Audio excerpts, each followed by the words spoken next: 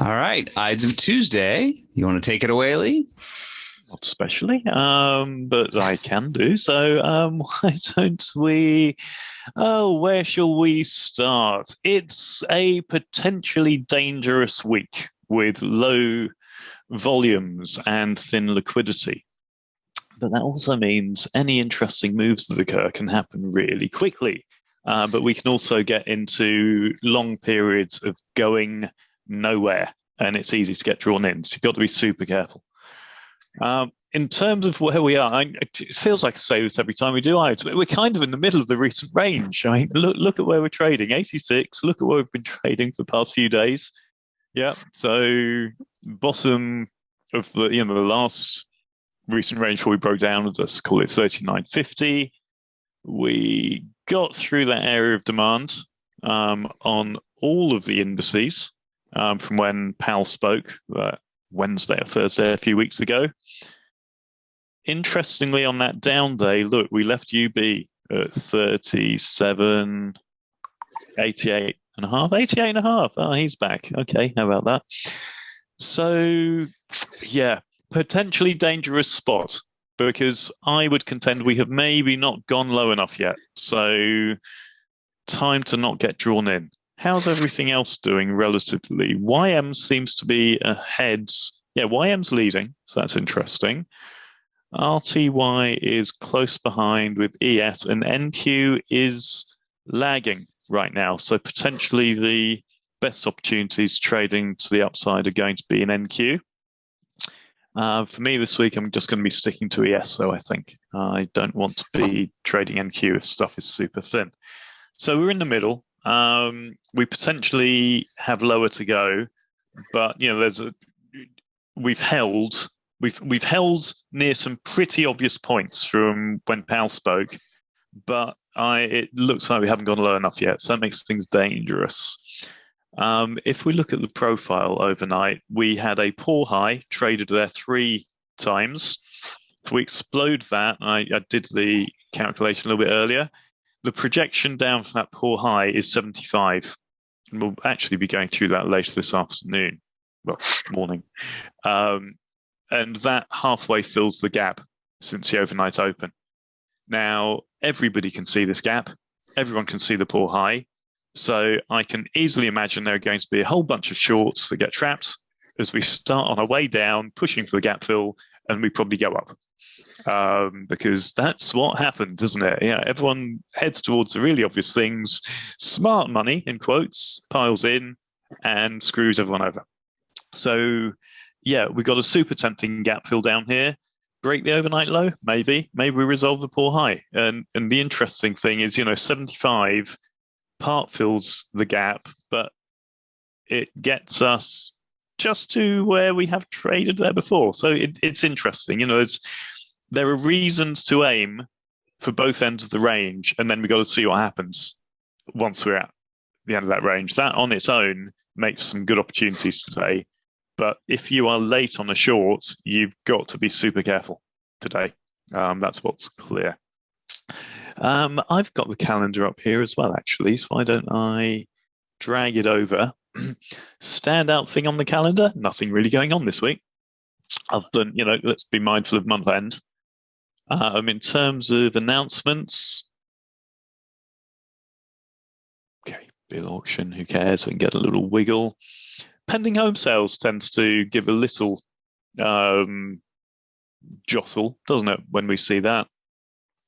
Initial jobless claims. Thing is, with it being so thin and low volume. PMI on Friday, just to jump in, Lee. PMI? Yeah. Chicago PMI Friday. Not a huge one, but it could move us around. Any of these intermediate ones, though, could really move us when volume is low and liquidity is thin. So we've got to be careful. We've got to be mindful of this stuff because, any figure could move us 10, 15 points without trying. So we need to be aware of that. But calendar-wise, nothing special. But, be aware it's wrapping up the year. There might be some books being dressed up or being squared off. It's also a non-trading day on Monday. Globex will be closed. So that's going to make the start of next week interesting. Everything begins again on Tuesday, like this week. So I think some good opportunities, but reasons to be very cautious as well this week. I for one, want to see how it opens, see what the movement's like, and I'm going to be cautious as to whether I trade minis or micros. I want to see what the movement is like before I decide to trade minis this week. We'll see. That's about it. I think the TPO is the most interesting thing. There's some absorption at the top, no surprise, after poor high at 3 levels.